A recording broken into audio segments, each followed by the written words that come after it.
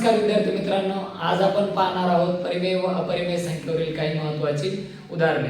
पहा, या ठिकाणी आपला वेळ वाया जाऊ नये म्हणून अगोदरच मी काय केले, या ठिकाणी उदाहरण काय केले लिहून ठेवले बोर्डवरती। पहा, या ठिकाणी काय बघा, वर्गमुळात 19 ही बघा, वर्गमुळात 19 ही अपरिमेय संख्या पुढीलपैकी कोणत्या दोन पूर्णांकाच्या दरम्यान येते। म्हणजे बघा, या ठिकाणी काय वर्गमुळात 19। पहा, 19 या संख्येचं वर्गमूळ निघतं का? नाही। मग 19 च्या अगोदरची वर्ग संख्या कोणती आहे? पहा, 19 च्या अगोदर वर्ग संख्या कोणती? 16। बघा, 19 च्या अगोदरची वर्ग संख्या कोणती? 16। 16 चं वर्गमूळ किती आहे? 4। त्यानंतर बघा, 16 च्या नंतरची वर्ग संख्या कोणती आहे? 25। बघा, आणि 25 चं वर्गमूळ काय आहे? 5। आणि 19 हे बघा, या दोघांच्या दरम्यानच काय येणार आहे? वर्गमुळात 19। पण लक्षात घ्या, वर्गमुळात 19 आहे, 19 चं वर्गमूळ निघत नाही, म्हणून लक्षात घ्या 19 पेक्षा लहान ही संख्या कोणती? वर्ग संख्या 16। आणि 19 पेक्षा मोठी वर्ग संख्या कोणती? 25। म्हणून लक्षात घ्या 4 आणि 5 या दोघांच्या दरम्यान कोणती संख्या येते? वर्गमुळात 19। मग पहा, या ठिकाणी ऑप्शन क्रमांक जो 3 आहे हा काय असणार? या ठिकाणी आपलं उत्तर पहा, इथे 18 आणि 19 आहे। बघा, समजून घ्या की वर्गमुळात 19, आपल्याला 19 चं वर्गमूळ काढायचं आहे, परंतु लक्षात घ्या 19 चं वर्गमूळ निघत नाही। मग 19 च्या अगोदरची वर्ग संख्या कोणती? 16। 16 चं वर्गमूळ 4। आणि बघा, 19 च्या नंतरची वर्ग संख्या कोणती? 25, आणि तिचं वर्गमूळ काय? 5। म्हणजे वर्गमुळात 19 ही कोणत्या दोन पूर्णांकाच्या दरम्यान येते? 4 आणि 5 या दोन पूर्णांकाच्या दरम्यान कोणती संख्या येते? वर्गमुळात 19। पहा, म्हणून हे पर्याय क्रमांक 3 या ठिकाणी काय उत्तर आहे। आता बघा, दुसरा प्रश्न, वर्गमुळात 6.25 ही डॅश डॅश पुढे काय दिलंय, काय ऑप्शन दिलेत आपल्याला, त्यापैकी ओळखायचं ही कोणती संख्या आहे म्हणून। मग पहा, 2 आणि 3 यांच्या दरम्यान बघा यांच्यामधली परिमेय संख्या आहे। बघा, पहिला ऑप्शन काय? 2 आणि 3 यांच्या दरम्यान ही परिमेय संख्या आहे। बघू, यांच्या दरम्यानची ही परिमेय संख्या आहे का? बघा, अगोदर आपल्याला याचं वर्गमूळ काढावं लागेल। बघा, याचं वर्गमूळ निघतं का? तर निघतो। बघा, दशांश नंतर ती संख्या 2, आणि या पूर्वीच्या व्हिडिओमध्ये आपण पाहिलं होतं की दशांश नंतर जर 2 संख्या असतात तर त्यांचं वर्गमूळ निघतं। आणि 6 बघा, 6.25 बघा, हे कोणत्या संख्येचं वर्गमूळ आहे? 2.5 या संख्येचं। का? कारण की इथं बघा, एकक स्थानी 5 होते, या ठिकाणी 5, एक संख्या सोडून द्या 6।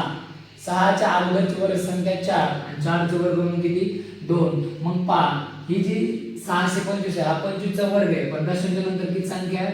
2 संख्या आहे। जर इथं दशांश नंतर 2 संख्या असतात तर वर्गमुळात 2 पेक्षा 1 कमी करायचं, म्हणजे बघा 2 च्या अर्धे करायचे, ते किती होते? 1। एक संख्येच्या अगोदर काय येणार? दशांश। म्हणजे बघा, 2.5 चा हा काय याचं वर्गमूळ आहे, आणि 2.5 चा हा काय वर्ग आहे। मग या ठिकाणीचं वर्गमूळ काय आलं? 2.5।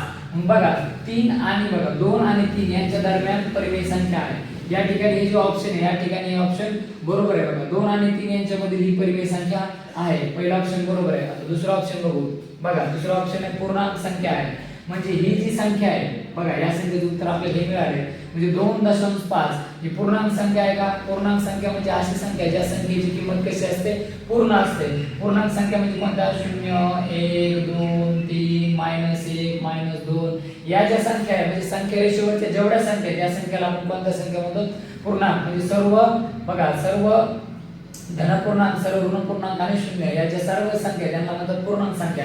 मग ही पूर्णांक संख्या आहे का? नाही, म्हणून हे ऑप्शन काय चूक आहे की 2.5 ही पूर्णांक संख्या नाही, या ठिकाणी आहे म्हणून दिले, म्हणजे हे ऑप्शन चूक आहे।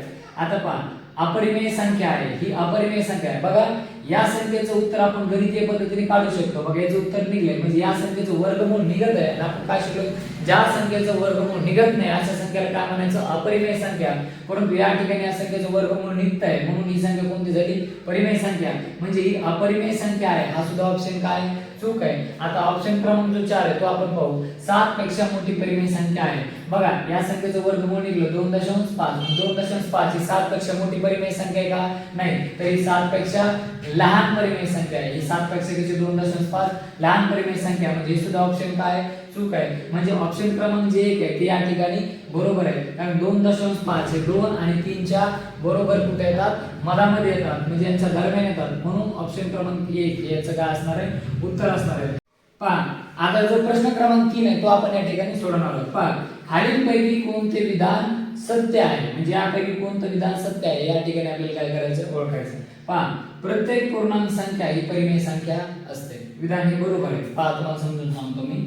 अगोदर काय सांगितलं इथं, प्रत्येक पूर्णांक संख्या ही परिमेय असते. बघा या ठिकाणी बघा पूर्णांक संख्या कशाला म्हणायचं अगोदर समजून घ्या. बघा ही समजा संख्या रेषा आहे ज्याला इंग्लिश मध्ये नंबर लाईन म्हणतो. पहा या नंबर लाईनच्या मध्यभागी काय असतो, 0 उजव्या साईडला 1 2 3 4 अशा संख्या उजव्या साईडला वाढत जातात आणि या ठिकाणी -1 -2 -3 -4 इकडं अनंतपर्यंत आणि इकडे पण अखंड अशा भरपूर संख्या. आता लक्षात घ्या इकडे पण भरपूर आहे आणि इकडे पण अनंत संख्या आहे. मग लक्षात घ्या या ज्या संख्या सर्व धन संख्या, सर्व ऋण संख्या आणि शून्य या संख्याला कोणती संख्या म्हणायचं, पूर्णांक संख्या. म्हणजे ज्या संख्येची किंमत पूर्ण असते अशा संख्याला काय म्हणतो आपण, पूर्णांक संख्या.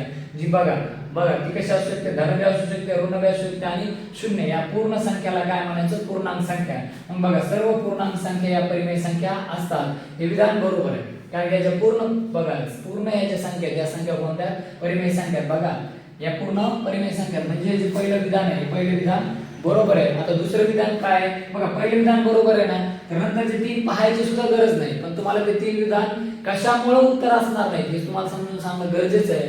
म्हणजे तुमच्या ते लक्षात यायला पाहिजे. पहा या ठिकाणी बघा प्रत्येक परिमेय संख्या ही पूर्ण संख्या असते. आता हे विधान चूक आहे. मग इथे काय दिले, प्रत्येक परिमेय संख्या ही कोणती संख्या असते, पूर्ण. परंतु या ठिकाणी एक शब्द आहे की ती पूर्ण संख्या. पूर्ण संख्या कशाला म्हणायचं, बघा शून्यापासून समोरच्या ज्या संख्या आहेत, बघा शून्यापासून पुढच्या ज्या संख्या आहेत म्हणजे बघा 1 2 3 या ज्या संख्या आहेत या संख्याला म्हणायचं, 1 पासून ज्या समोरच्या संख्या आहेत त्यांना म्हणायचं नैसर्गिक संख्या. 1 पासून समोरच्या ज्या संख्या आहेत त्यांना काय म्हणायचं, नैसर्गिक संख्या. आणि नैसर्गिक संख्यामध्ये जर काय प्लस केला तुम्ही, शून्य जर ऍड केला म्हणजे नैसर्गिक संख्यामध्ये जर शून्य मिसळला तर या संख्येला काय म्हणायचं, पूर्ण संख्या. म्हणजे बघा 1 पासून समोरची संख्या आणि शून्य याला म्हणायचं पूर्ण संख्या. या ठिकाणी काय दिले, प्रत्येक परिमेय संख्या ही पूर्ण संख्या असते. मला सांगा आताच आपण बघितलंय की काय पूर्णांक संख्या परिमेय असतात म्हणजे या सर्व पूर्णांक संख्या परिमेय असतात. मग मला सांगा सर्व पूर्ण संख्या परिमेय असणार आहेत का, नाही. कारण बघा ऋण ज्या बघा ह्या ऋणाचं ज्याला चिन्ह आहे ऋण मधल्या ज्या संख्या आहेत या बघा ऋण मधल्या संख्या आपण आताच बघितले की ऋणामध्ये असणाऱ्या संख्या या सुद्धा काय असतात, परिमेय. आणि इथे काय सांगितलंय, प्रत्येक परिमेय म्हणजे सर्व परिमेय संख्या या कोणत्या संख्या असतात, पूर्ण. पण पूर्ण संख्येची व्याख्या काय, शून्यापासून समोरच्या संख्याच पूर्ण संख्येमध्ये येतात, अगोदरच्या संख्या येत नाहीत. म्हणून सर्व परिमेय संख्या या पूर्ण संख्या होऊ शकत नाही. म्हणून हे ऑप्शन क्रमांक 2 हे काय चुकीचं आहे. मग ऑप्शन क्रमांक 3 बघा प्रत्येक पूर्ण संख्या. बघा ऑप्शन क्रमांक 3 बघा प्रत्येक पूर्ण संख्या ही नैसर्गिक संख्या असते. बघा प्रत्येक पूर्ण संख्या ही नैसर्गिक. आताच बघितलं आपण नैसर्गिक संख्या आणि पूर्ण संख्या कशाला म्हणायचं. बघा नैसर्गिक संख्या म्हणजे काय, 1 पासून पुढच्या संख्या. बघा 1 पासून समोरच्या ज्या संख्या आहेत 1 पासून समोरच्या 1 पासून या पुढच्या संख्याला म्हणायचं नैसर्गिक. म्हणजे 1 2 3 4 5 याला म्हणायचं नैसर्गिक. नैसर्गिक संख्यामध्ये शून्य येत नाही आणि पूर्ण संख्येमध्ये काय येतो, शून्य. मग या ठिकाणी बघा प्रत्येक पूर्ण संख्या ही नैसर्गिक संख्या असते. मग मला सांगा 1 पासून समोरच्या ज्या पूर्ण संख्या त्या नैसर्गिक संख्या आहे. पण पूर्ण संख्येमध्ये एक एक्स्ट्रा संख्या आहे ती म्हणजे कोणती, शून्य. शून्य ही पूर्ण संख्येमध्ये येते पण नैसर्गिक संख्यामध्ये येत नाही. म्हणून बघा ज्या सर्व पूर्ण संख्या आहेत त्या नैसर्गिक संख्या नाही. कारण की पूर्ण संख्येमध्ये 0 येतो आणि नैसर्गिक संख्येमध्ये 0 येत नाही. म्हणून प्रत्येक पूर्ण संख्या ही नैसर्गिक संख्या होऊ शकत नाही. आलं लक्षात. बघा ऑप्शन क्रमांक 3 पाहिला तर ऑप्शन क्रमांक 4 बघू आपण. बघा प्रत्येक पूर्णांक संख्या ही नैसर्गिक संख्या असते. आता पूर्णांक संख्या बघितले, सर्व ऋण संख्या, सर्व धन संख्या आणि शून्य यांना काय म्हणायचं, पूर्णांक संख्या. आणि पहा प्रत्येक काय सांगितलं, प्रत्येक पूर्णांक संख्या नैसर्गिक संख्या आहे. बघा आता याच्यामध्ये 0 आणि ज्या सर्व ऋण संख्या आहेत नैसर्गिक संख्या 1 पासून समोरच्या, मग सर्व या ऋण संख्या आणि शून्य नैसर्गिक संख्येमध्ये येत नाही. म्हणून या सर्व ज्या पूर्णांक संख्या आहेत सर्व पूर्णांक संख्या नैसर्गिक संख्या असू शकत नाहीत. म्हणून हे जो ऑप्शन हे सुद्धा काय चूक आहे. म्हणून पर्याय क्रमांक जे 1 आहे हे काय आपलं बरोबर उत्तर असणार आहे. पहा आता जे चौथा प्रश्न आहे तो आपण या ठिकाणी सोडवणार आहोत. पहा पुढील पैकी कोणत्या संख्येचा गुणाकार व्यस्त सांगता येत नाही. म्हणजे कोणत्या संख्येचा गुणाकार व्यस्त सांगता येत नाही. या ठिकाणी एक शब्द महत्त्वाचा आहे बघा, तो म्हणजे काय, गुणाकार व्यस्त. बघा आता गुणाकार व्यस्त संख्या कशाला म्हणायचं, ज्या दोन संख्यांचा गुणाकार किती असतो 1. ज्या दोन संख्याचा गुणाकार किती असतो 1 त्यांना काय म्हणायचं, गुणाकार व्यस्त संख्या. मग पहा आता कोणत्या संख्येचा गुणाकार व्यस्त जर काढायचा असेल तर बघा या संख्येचा गुणाकार किती असेल, दोन संख्येचा गुणाकार 1. बघा कोणता, बघा ह्या बघा 1 ला जर 1 ने जर गुणलं तर काय होऊ शकतो, गुणाकार 1. बघा आता ही जी दुसरी संख्या -1 बघा या संख्येच्या छेदामध्ये काही नाही, 1 च्या छेदामध्ये काही दिसत नाही म्हणजे काय 1. बघा कोणाचा जरी गुणाकार व्यस्त जर करायचा असेल तुम्हाला तर काय करायचं, बघा गुणाकार जर व्यस्त लिहायचा असेल तर ही संख्या जी असेल ती काय करायची, इथालची संख्या 1 च्या छेदामध्ये लिहायची, म्हणजे 1 च्या छेदामध्ये इथालची संख्या लिहिली की त्या संख्येचं काय होतं आपल्याला गुणाकार व्यस्त. बघा आता -1 चा गुणाकार व्यस्त जर विचारला तर 1 छेद -1 म्हणजे 1 च्या छेदामध्ये इथालची जी संख्या असेल ती कुठे लिहायची, 1 च्या छेदामध्ये लिहायची. पहा या ठिकाणी आता 0 ची गुणाकार व्यस्त संख्या, 0 ची गुणाकार व्यस्त संख्या सांगता येणे शक्य नाही, कारण 0 चा कोणासोबत जरी गुणाकार केला, समजा जर आपण असं केलं 1 छेद 0, बघा 1 चा गुणाकार बघा 0 चा कोणत्या जरी संख्येसोबत गुणाकार केला तर हा गुणाकार काय होणार आहे, 0 होणार आहे, म्हणजे याचा गुणाकार 1 येऊ शकत नाही, 1 येऊ शकत नाही. पहा या ठिकाणी बघा -1 ने -1 कॅन्सल आणि यांचा गुणाकार 1 येतो. बघा हे 1 ने हे कॅन्सल, यांचा गुणाकार 1 येतो. पहा 4 चा जर गुणाकार व्यस्त जर विचारला तर 4 ची गुणाकार व्यस्त संख्या कोणती, 1/4. हे 4 ने 4 काय होतात कॅन्सल, म्हणजे या ठिकाणी गुणाकार किती येतो 1. बघा गुणाकार व्यस्त जर विचारलं कोणत्याही संख्येचे, बघा 2/3 चे जर गुणाकार व्यस्त जर विचारले, गुणाकार व्यस्त म्हणजे असं दिलेल्या संख्येला काय करायचं, उलट करायचं. मग 2/3 ची गुणाकार व्यस्त म्हणजे काय 3/2. बघा या 2 ने 2 काय होणार कॅन्सल आणि या 3 ने 3 कॅन्सल, म्हणजे याचा गुणाकार किती येणार या ठिकाणी 1. मग कोणत्याही संख्येची गुणाकार व्यस्त संख्या करणं म्हणजे दिलेल्या संख्येला काय करायचं, उलट करायचं. बघा ही 4 ही संख्या होती, छेदात काही दिसत नव्हतं म्हणजे त्या ठिकाणी काय होता 1 आणि याला नुसतं काय करायचं तुम्हाला उलट. बघा 4/1 होतं याला 1/4 करायचं. मग कोणत्या संख्येचे गुणाकार व्यस्त म्हणजे काय, ज्या दोन संख्येचा गुणाकार 1 येतो त्यांना काय म्हणायचं, गुणाकार व्यस्त संख्या. जर आपल्याला विचारलं 5 या संख्येची गुणाकार व्यस्त संख्या तर 5 या संख्येची गुणाकार व्यस्त संख्या काय होईल 1/5. म्हणजे कोणत्याही संख्येची गुणाकार व्यस्त संख्या लिहायची असेल तर ती 1 च्या छेदामध्ये ती संख्या लिहायची आणि अपूर्णांकात जर असेल तर त्या संख्येला कसं करायचं, उलट करायचं आणि म्हणजे गुणाकार केल्यानंतर त्यांचा गुणाकार 1 येतो. म्हणजे ज्या दोन संख्याचा गुणाकार 1 येतो त्यांना म्हणायचं गुणाकार व्यस्त संख्या. म्हणजे या ठिकाणी बघा सर्वांची गुणाकार व्यस्त संख्या सांगता येते पण शून्याची गुणाकार व्यस्त संख्या सांगता येत नाही, कारण शून्याचा कोणत्याही संख्येसोबत जर गुणाकार केला, 1 सोबत गुणाकार केला तर 0 येईल. बघा शून्याचा 2 सोबत गुणाकार केला तर 0 येईल, म्हणजे कोणत्याही संख्येसोबत 0 चा गुणाकार केला तर 0 येईल. म्हणून 0 या संख्येचा गुणाकार व्यस्त सांगता येत नाही. म्हणून ऑप्शन क्रमांक 3 हे या ठिकाणी काय असणार आपलं उत्तर. चला तर आता यानंतरचे जे प्रश्न आहेत ते आता या ठिकाणी आपण पाहणार आहोत. बघा प्रश्न क्रमांक जो 5 आहे, पुढीलपैकी कोणती संख्या परिमेय नाही. पहा या ठिकाणी काय विचारलंय, पुढीलपैकी कोणती संख्या परिमेय नाही असं विचारलंय आणि आपण सुरुवातीच्याच व्हिडिओमध्ये बघितलंय की पायची जी किंमत आहे ती संख्या कोणती, पाय ही स्वतः काय अपरिमेय संख्या आहे. आणि बघा ही परिमेय संख्या कारण या संख्येचे छेदात 0 नाही म्हणजे परिमेय संख्या आहे. या संख्येचं दशांश रूप कसं आहे, बघा दशांशा नंतर 2 संख्या आहेत म्हणजे दशांश रूप खंडित आहे आणि ज्या संख्येचं दशांश रूप खंडित असतं आणि लक्षात म्हणजे या ठिकाणी 4 च्या नंतर कोणताच अंक दिसत नाही म्हणजे त्या ठिकाणी काय असतो, शून्याची काय असते आवृत्ती असते. मग लक्षात घ्या ज्या ठिकाणी ज्या संख्येचं दशांश रूप खंडित असतं, खंडित म्हणजे याच्या नंतर असं नाही 3.14 असं डायरेक्ट केलेलं नाहीये, म्हणजे या ठिकाणी अखंडित नाहीये, ते कसं आहे खंडित आहे. ज्या संख्येचं दशांश रूप खंडित असतं त्याला काय म्हणायचं, परिमेय संख्या. म्हणजे ही या ठिकाणी परिमेय संख्या आहे. आणि बघा या ठिकाणी ऑप्शन काय दिले, 3ही, म्हणजे 3ही संख्या काय सांगितलं त्यांनी परिमेय. बघा ही संख्या कोणती, पाय अपरिमेय संख्या आहे. लक्षात घ्या पाय ही संख्या कोणती संख्या आहे, अपरिमेय संख्या आहे. आणि या ठिकाणी कोणती संख्या परिमेय नाही विचारले, परिमेय नाही म्हणजे कोणती विचारली होती, अपरिमेय संख्या. म्हणून ऑप्शन क्रमांक 1 या संख्येचा बघा या प्रश्नाचं काय असणार आहे उत्तर. आता बघा हा जो नंतरचा जो प्रश्न आहे तो प्रश्न आपण पाहणार आहोत. प्रश्न क्रमांक 6. पहा प्रश्न काय, घनांची घनफळे पुढे दिली आहे. बघा घनांची घनफळे पुढे दिली आहेत, त्यापैकी कोणत्या पर्यायातील घनाची प्रत्येक बाजू ही अपरिमेय संख्या असेल. बघा आता इथे घनाचे घनफळ दिलेत, मग आपल्याला घनाच्या घनफळाचं फॉर्म्युला माहित पाहिजे की काय, घनाचे घनाच्या घनफळाचा फॉर्म्युला काय, याचा घन म्हणजे बाजूचा काय घन. मग कोणत्या संख्येचं बघा बाजूचा घन म्हणजे आपल्याला काय करायचंय, ज्या संख्येचं घनमूळ निघणार नाही ते काय असणार आहे, ती संख्या कोणती संख्या असणार आहे, अपरिमेय संख्या. मग बघा 125 चा घन निघतो का, निघतो. बघा 125 चा घन काय, बघा या घनाची बाजू किती येणार 5, याची बाजू किती येणार 5, म्हणजे बघा या घनाची बाजू किती येणार 5, कारण या संख्येचं घनमूळ निघत आहे.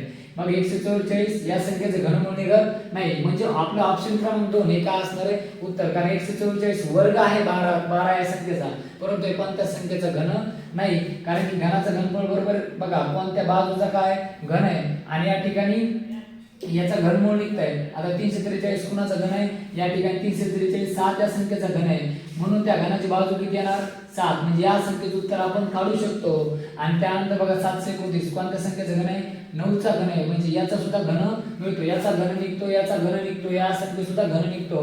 परंतु लक्षात घ्या पर्याय क्रमांक 2 आहे 144 हा कोणत्या संख्येचा घन नाही, म्हणून या संख्येचं जे उत्तर असणार आहे ते काय असणार आहे, अपरिमेय संख्या, म्हणजे याचं घनमूळ निघत नाही. मग आता लक्षात घ्या प्रश्न क्रमांक जो 6 आहे त्याचं उत्तर काय असणार आहे 2. आता बघा प्रश्न जो 7वा आहे तो प्रश्न आता आपण या ठिकाणी सोडून बघा. पुढील पैकी कोणते गुणोत्तर ही एक अपरिमेय संख्या असते. पहा हा प्रश्न थोडासा समजून घेण्यासाठी खूप भारी प्रश्न दिलाय बघा या ठिकाणी की बघा पुढील पैकी कोणते गुणोत्तर ही एक अपरिमेय संख्या आहे. आपल्याला गुणोत्तर दिलेत आणि त्यामध्ये कोणती अपरिमेय संख्या ओळखायचं सांगितलं. बघा या ठिकाणी काय दिलंय, परीघ दिलंय. काय दिलंय, परिघाचं कुणाशी गुणोत्तर दिलंय, वर्तुळाचं क्षेत्रफळ. मग तुम्हाला काय माहित पाहिजे, त्याचा फॉर्म्युला माहित पाहिजे. फॉर्म्युला म्हणजे सूत्र. आता परिघला इंग्लिश मध्ये सर्कमफरन्स म्हणतो आपण. मग बघा परिघाचा फॉर्म्युला काय, 2 पाय r किंवा त्याचा दुसरा फॉर्म्युला काय पाय d. हा फॉर्म्युला वापरला तर हा फॉर्म्युला वापरा. हा कशाचा आहे, परिघाचा फॉर्म्युला आहे. आणि गुणोत्तरात असणं म्हणजे भागिले 2 पाय r वर्तुळाचं क्षेत्रफळ. वर्तुळाच्या क्षेत्रफळाचा फॉर्म्युला काय आहे, पाय r चा वर्ग. मग r चा वर्ग म्हणजे काय, कोणत्याही संख्येचा वर्ग म्हणजे ती संख्या गुणिले बघा त्या संख्येत गुणिले तो वर्ग. मग बघा r गुणिले हे r आणि हे r काय होणार, कॅन्सल होणार. मग बघा आता या ठिकाणी बघा पाय आणि हे पाय काय होणार, कॅन्सल होणार. म्हणजे या ठिकाणी काय येतंय, 2 च्या छेदामध्ये r येतंय. मग लक्षात घ्या r म्हणजे काय, मला सांगा वर्तुळाचं समजा वर्तुळ आहे, वर्तुळाची जी त्रिज्या आहे, वर्तुळाची त्रिज्या हे नेहमी बघा नेहमी काय असते, शून्यापेक्षा जास्तच असते. म्हणजे वर्तुळाची त्रिज्या कधी शून्य असू शकत नाही. म्हणून छेदात ही जी संख्या आहे बघा, ज्या संख्येच्या छेदात शून्य नसतो तिला म्हणायचं, त्या संख्येला आपण कोणती संख्या म्हणतो, ज्या संख्येच्या छेदात शून्य येत नाही तिला म्हणतो परिमेय. म्हणजे या ठिकाणी ही जी संख्या परिमेय, पण आपल्याला ओळखीलंय, आपल्याला सांगितलं अपरिमेय संख्या. आणि त्रिज्या कधी शून्य असू शकत नाही, वर्तुळाची त्रिज्या शून्य असू शकत नाही. म्हणून लक्षात घ्या ही संख्या कोणती, परिमेय संख्या आहे. आता बघा व्यास आणि त्रिज्या दिले. बघा व्यास काय असतो, बघा व्यास जो आहे ना, व्यास हा व्यास त्रिज्येच्या काय असतो, दुप्पट असतो. व्यास जो आहे ना तो त्रिज्येच्या काय असतो, दुप्पट असतो. म्हणजे बघा आता समजा वर्तुळाचं केंद्र, बघा वर्तुळाचं केंद्र आणि वर्तुळावरील बिंदू याला म्हणायचं त्रिज्या. हे काय r. आणि बघा या r आणि या r ला बघा ही त्रिज्या आणि ही त्रिज्या. बघा वर्तुळातून बघा वर्तुळाच्या केंद्रामधून वर्तुळावरील 2 बिंदू मधून बघा वर्तुळावरील 2 बिंदूला जोडणारे रेषा जर वर्तुळाच्या केंद्रामधून जात असेल तर त्याला काय म्हणतो आपण, व्यास. आणि व्यास हा त्रिज्येचा काय असतो, दुप्पट असतो. म्हणजे बघा या ठिकाणी काय दिले, व्यास. व्यास म्हणजे काय 2r. आणि या ठिकाणी बघा व्यास म्हणजे काय 2r. आणि या ठिकाणी काय दिले, त्रिज्या. त्रिज्या म्हणजे छेदस्थान किती r. मग या r आणि r ला जर काय केलं, कॅन्सल केलं, त्याचे उत्तर काय येतं 2. आणि 2 ही संख्या कोणती, परिमेय संख्या आहे. आणि या ठिकाणी ही परिमेय संख्या आपल्याला ओळखायला सांगितलं अपरिमेय संख्या. म्हणजे हेही उत्तर असणार नाही, हेही उत्तर असणार नाही. मग बघा आता चौरसाची बघा चौरसाची परिमिती आणि चौरसाची बाजू. आता चौरसाची परिमिती म्हणजे काय, परिमिती म्हणजे काय, चौरस म्हणजे काय, ज्याच्या चारही बाजू समान असतात. म्हणजे ही जर बाजू 2 असेल तर ही बाजू 2, ही बाजू 2 आणि ही बाजू 2. आणि परिमिती म्हणजे काय, सर्व बाजूंची बेरीज. या सर्व बाजूंची बेरीज बघा 2 आणि हे 2 4 आणि हे 2 6 आणि हे 2 8. मग बघा चौरसाची परिमिती, या ठिकाणी चौरसाची परिमिती किती समजा 8 येईल. आणि चौरसाची परिमिती भागिले जर आपण काय केलं, चौरसाची जर एक बाजू घेतली, परिमिती भागिले बाजू, त्याचं उत्तर आपल्याला मिळून जाईल. म्हणजे याचं येणार उत्तर हे सुद्धा काय असणार आहे, परिमेय संख्याच असणार आहे. म्हणजे हे सुद्धा उत्तर या ठिकाणी नाही. मग पर्याय क्रमांक जे 4 असेल हेच आपलं काय असणार उत्तर. म्हणजे बघा ही पण परिमेय संख्या, ही परिमेय संख्या, ही परिमेय संख्या, मग उरलेली जी असेल तीच अपरिमेय असणार आहे. पण आपण पाहू की हे अपरिमेय संख्या कशामुळे. बघा इथं काय दिलंय, परिघ. आता परिघाचा फॉर्म्युला काय 2 पाय r. बरं बघा परिघाचा फॉर्म्युला काय, परिघ म्हणजे सर्कमफरन्स 2 पाय r. या ठिकाणी त्याचं गुणोत्तर कशाचं दिलंय, व्यास. व्यासाचं बघा व्यास काय असतो, त्रिज्येच्या दुप्पट असतो. व्यास म्हणजे 2r.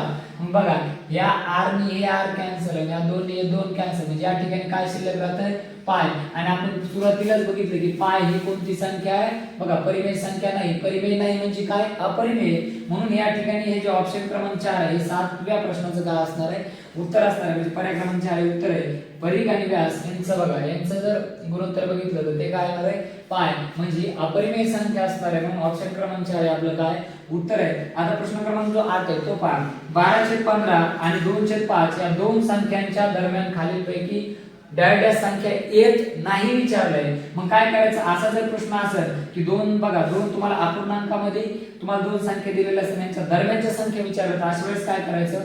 बघा हे 12 काय 15 आहे आणि दुसरी संख्या काय 2/5 आहे, यांना असं लिहून घ्यायचं आणि लक्षात घ्यायचं छेदामध्ये किती दिसतंय तुम्हाला 15. मला सांगा, मला जर या संख्येच्या मला जर इथं जर छेदामध्ये जर 15 आणायचं असेल तर मला या 5 ला किती गुणावं लागेल? 3 ने. म्हणजे काय करायचं? हे पहिल्या संख्येच्या छेदात जर 15 असेल तर दुसऱ्या संख्येच्या छेदामध्ये सुद्धा किती आणायचं? 15.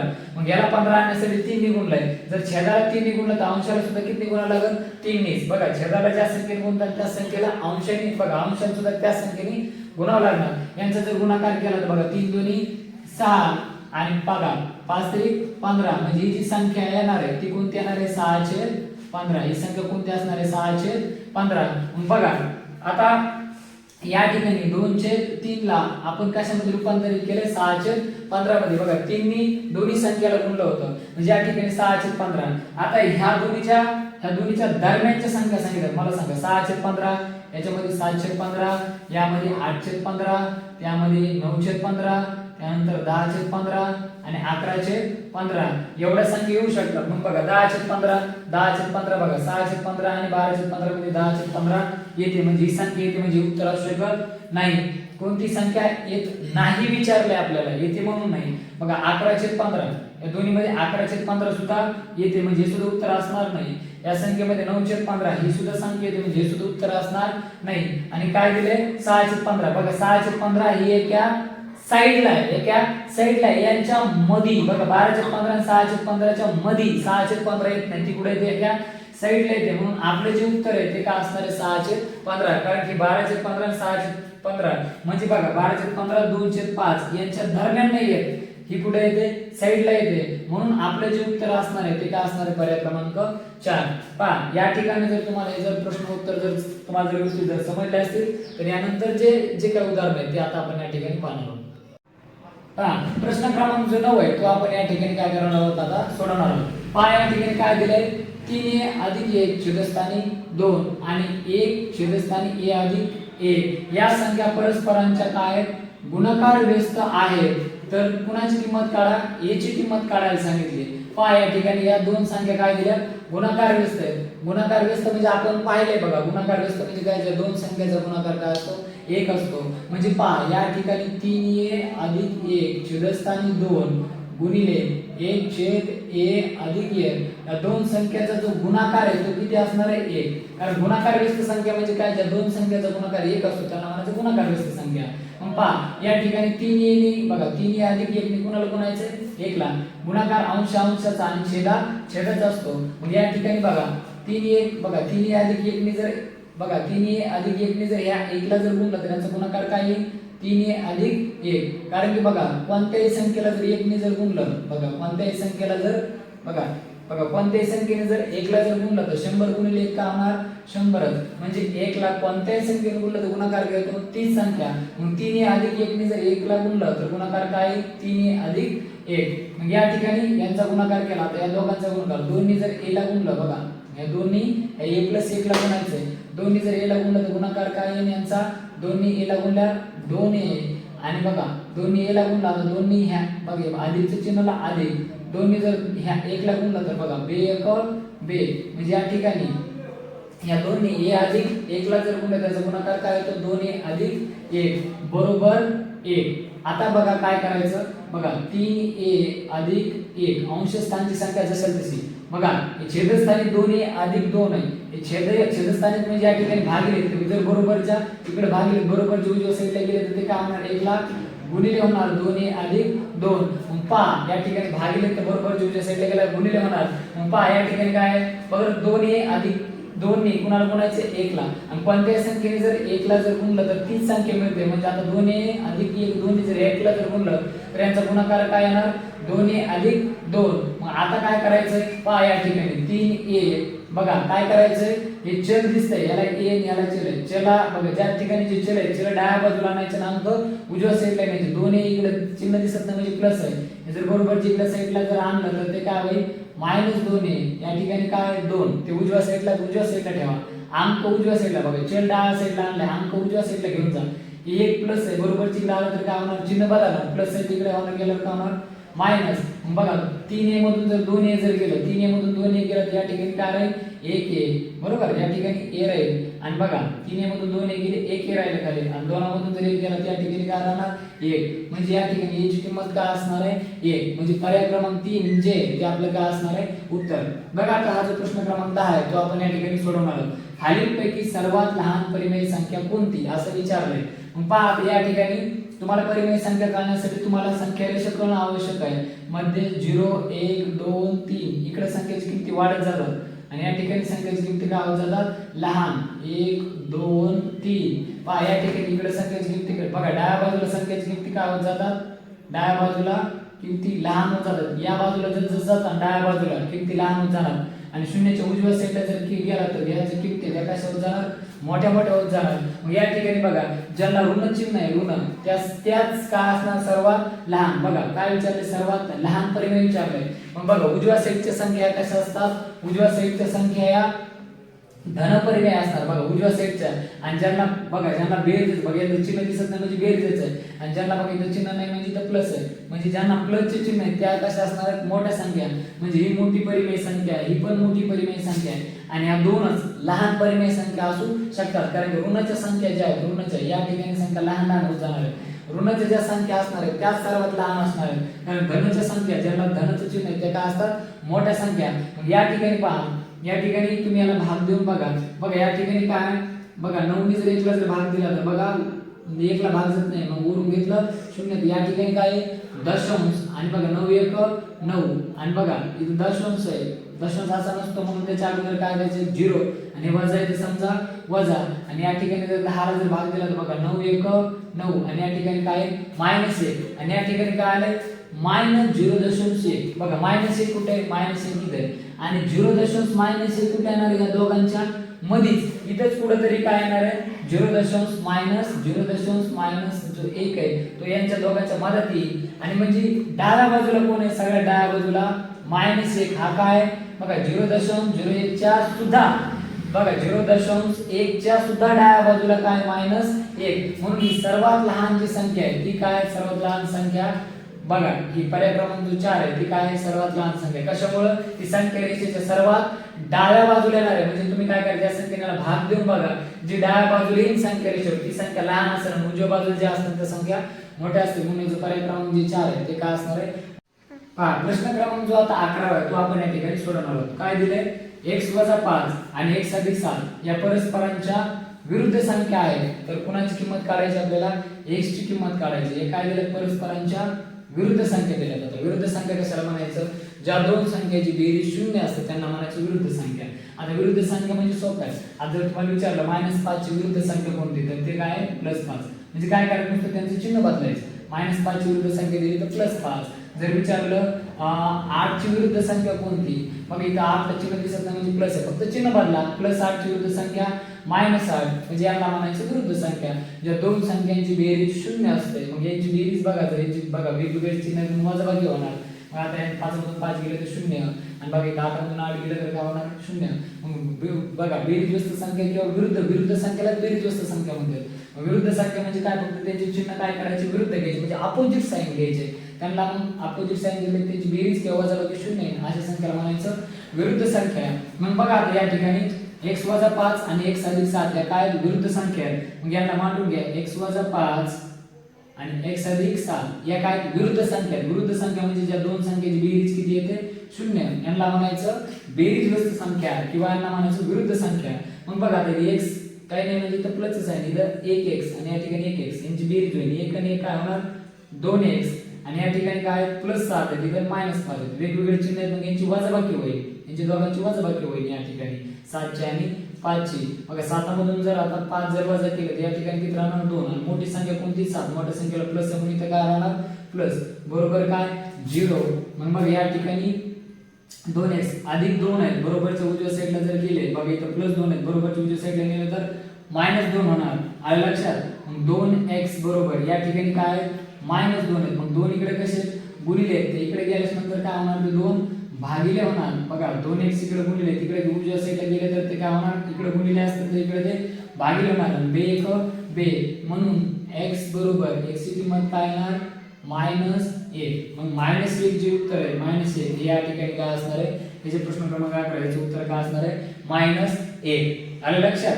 तुम्ही ही जी -1 जी किंमत आहे तुम्ही या ठिकाणी मांडून पाहू शकता. तुम्हाला दोन बेरीज संख्या किंवा विरुद्ध संख्या मिळू शकतात. आपण मांडून पाहू. वाटलं जर तुम्हाला बघायचं असेल तुम्हाला चेक करायचं असेल उत्तर आहे का नाही, तर बघा ह्या x च्या जागेवर -1 मांडून ठेवा. -1 हे -5 बरोबर याचे उत्तर काय आहे -6. आणि या ठिकाणी x च्या जागेवर -1 मांडून ठेवा. बघा मांडा असं +7 यांची बघा 7 मधून 6 जर बघा 7 मधून जर 1 जर गेला तर खाली राहणार 6 आणि मोठी संख्या 7 म्हणून मोठ्या संख्येचं चिन्ह बघा हे प्लस बघा -6 आणि हे काय आलं ह्या कंसात काय आलं +6. मग -6 आणि +6 एकमेकीच्या काय बघा बेरीज संख्या आहे त्यालाच काय म्हणायचं विरुद्ध संख्या. म्हणून ऑप्शन क्रमांक जे 1 आहे ते आपलं काय बरोबर उत्तर आहे. आता या ठिकाणी जर हे जर तुम्हाला समजलं असेल तर यानंतर जे प्रश्न आहेत आपण या ठिकाणी आता पाहणार आहोत. प्रश्न क्रमांक जो 12 आहे तो आपण या ठिकाणी काय करणार आहोत सोडवणार आहोत. पहा 2/5 आणि 5/2 यांच्या बेरजेला 1/2 ने गुणल्यास डायट अशी संख्या मिळेल. बघा 2/5 अधिक 5/2 यांच्या काय सांगितले बेरजेला म्हणजे काय करायचं दोघांची बेरीज करायची. बघा 2/5 आणि 5/2 ची काय करायची बेरीज. आता बेरीज कशी करायची तुम्हाला माहिती. बघा बेरीज करीत असताना एकदा तुम्ही छेद समान करू शकतात किंवा क्रॉस मल्टिप्लिकेशन करून सुद्धा काय करू शकता बेरीज. बघा याचा याचा गुणाकार बेदोनी बघा बेदोनी 4 अधिक याचा याचा गुणाकार 5 25 आणि छेदस्थानी या दोघांचा गुणाकार 5 दोन्ही 10. बघा 25 आणि 4 किती झाले बघा 25 आणि 4 29 आणि छेदस्थानी किती 10. बघा यांची जी बेरीज आहे या दोघांची जी बेरीज आहे त्या बेरीजला कशाने गुणायचे 1/2 ने गुणल्यास या बेरीजला कशाने गुणायचे 1/2 ने गुणल्यास गुणाकार काय येईल बघा गुणल्यास डायट अशी संख्या मिळेल. मग बघा 29 आणि 10 किती 20 म्हणजे जो गुणाकार आहे तो किती मिळाला आपल्याला 29/20. मग ऑप्शन मध्ये पहिलाच ऑप्शन आहे बघा 29/20 म्हणजे पर्याय क्रमांक 1 हे काय असणार या प्रश्नाचं उत्तर असणार आहे. पहा पुढील पैकी कोणती संख्या अपरिमेय नाही विचारले. अपरिमेय नाही म्हणजे काय ओळखायचं आपल्याला परिमेय संख्या ओळखायची. कोणती संख्या परिमेय संख्या. मग पहा या संख्येचं वर्गमूळ निघतंय का बघा या संख्येचं वर्गमूळ निघतंय का नाही. 2 या संख्येचं वर्गमूळ निघत नाही म्हणजे ही संख्या कोणती अपरिमेय संख्या आहे. आपल्याला परिमेय ओळखायची लक्षात घ्या. आता वर्गमूळात 3 आहे याचं वर्गमूळ निघत का नाही. मग ही जिचं वर्गमूळ निघत नाही ती अपरिमेय संख्या आहे. पहा या ठिकाणी वर्गमूळ निघते का वर्गमूळ 2चं बघा 2चं वर्गमूळ निघत नाही म्हणजे ही सुद्धा संख्या कोणती अपरिमेय संख्या आहे. आता बघा मी 5 ला 5 वजाला वजा या 9चं वर्गमूळ निघतं बघा 9चं वर्गमूळ काय 3 आहे. मग 5 मधून 3 गेले तर खाली राहिले 2 म्हणजे गणितीय पद्धतीने आपल्याला हे उदाहरण सोडता येऊ शकतं. तसं आपण यांना सोडू शकत नाहीये. मग पहा याचं उत्तर काय येणार आहे 2. जर तुम्हाला हे जर सविस्तरपणे जर अजून समजून घ्यायचं असेल तर आपल्या युट्यूबच्या चॅनलवर कर्मी नावाचा आपण एक जो टॉपिक आहे तो अपलोड केलेला आहे म्हणजे तुम्हाला सविस्तर समजून जाईल. आधी तो पाहून घ्या म्हणजे तुम्हाला समजून जाईल. पहा या ठिकाणी पर्याय क्रमांक जे 4 आहे ते या प्रश्नाचं काय असणार आहे उत्तर परिमेय अपरिमेय नाही असं विचारले म्हणजे परिमेय. या ठिकाणी परिमेय संख्या कोणती पर्याय क्रमांक 4 कारण की इथं वर्गमूळात बघा 9 आहे 9चं वर्गमूळ निघत आहे. त्यानंतर बघा 14 प्रश्न खालीलपैकी कोणती संख्या अपरिमेय संख्या आहे. अपरिमेय संख्या ओळखली जाते. या ठिकाणी बघा अपरिमेय संख्या बघा अंशस्थानी कोणतीही संख्या असावी छेदात काय नसावं फक्त बघा छेदात काय नसावा 0 नसावा. या ठिकाणी 0 नाही म्हणजे ही संख्या कोणती परिमेय. आपल्याला अपरिमेय ओळखायची म्हणजे ही परिमेय हे उत्तर असणार नाही. मग इथं पण छेदात 0 नाही म्हणजे ही सुद्धा संख्या कोणती परिमेय आहे. आणि बघा 8चं घनमूळ 8चं म्हणजे 8 कोणत्या संख्येचा घन आहे 2चा आहे. घन म्हणजे त्या संख्येला किती गुणिले 3 घात बेदोनी 4 4 2 म्हणजे याचं घनमूळ काढता येतं. ही परिमेय म्हणजे ही सुद्धा उत्तर नाही. म्हणजे या ठिकाणी बघा 5चं वर्गमूळ निघतं का नाही. ज्या संख्येचं वर्गमूळ निघत नाही त्या संख्येला काय म्हणायचं अपरिमेय संख्या म्हणजे पर्याय क्रमांक जे 4 आहे ते या प्रश्नाचं काय असणार आहे उत्तर. आता जो लास्ट प्रश्न असणार आहे आपला आजचा या व्हिडिओ लेक्चरचा सर्वात शेवटचा तो आता आपण या ठिकाणी पाहणार आहोत. बघा -23/8 ही संख्या परिमेय संख्या कोणत्या दोन क्रमिक पूर्णांकाच्या दरम्यान आहे असं विचारलं. पहा आता दरम्यान दोन क्रमिक पूर्णांकाच्या दरम्यान म्हणजे नेमकं काय बघा. हे जर शोधायचं असेल काय करायचं नुसतं 8 ने ना याला 53 भाग द्यायचा. बघा 8 सख बघा 48 बघा 8 सख 48 होत आहे. या ठिकाणी भागाकार 6 येतो बघा 6 8 सख 48 आणि बाकी 48 जर झाले 48 + 5 53 म्हणजे बाकी उरते बघा 48 + 5 म्हणजे बाकी 5 उरते बघा 8 सकून 48 इथं मायनस म्हणून मायनस, म्हणजे ही जी संख्या आहे 53/8 ही -6 व -7 या दोन अपूर्णांकाच्या दरम्यान असणारे कोणती 53/8. म्हणजे बघा काय करायचं, 8 ने या संख्येला भाग द्यायचा, जो भागाकार येईल ती आणि त्याची समोरची संख्या. तर बघा 8 6 48 आणि बाकी 5 उरते. मग लक्षात घ्या 6च्या आणि 7च्या दरम्यान ही कोणती, ही जी संख्या ही 6 -6 आणि -7 यांच्या दरम्यान येणारी काय परिमेय संख्या. या पद्धतीने हा प्रश्न काय करायचा, सॉल्व्ह करायचा. पहा आजचं व्हिडिओ लेक्चर हे खूप मोठं झाले कारण आपण याच ठिकाणी काय करणार आहोत, थांबवणार आहोत. यावरील अजून एक परिमेय संख्याचा अजून एक व्हिडिओ लेक्चर आपण अपलोड करणार आहोत, पण या व्हिडिओला आपण याच ठिकाणी काय करणार आहोत, आता समाप्त करणार आहोत. तरी तुम्हाला आमचा हा व्हिडिओ लेक्चर जर आवडला असेल तर व्हिडिओला लाईक करा, तुमच्या मित्रांना शेअर करा व चॅनलला सबस्क्राईब करायला मात्र विसरू नका. धन्यवाद.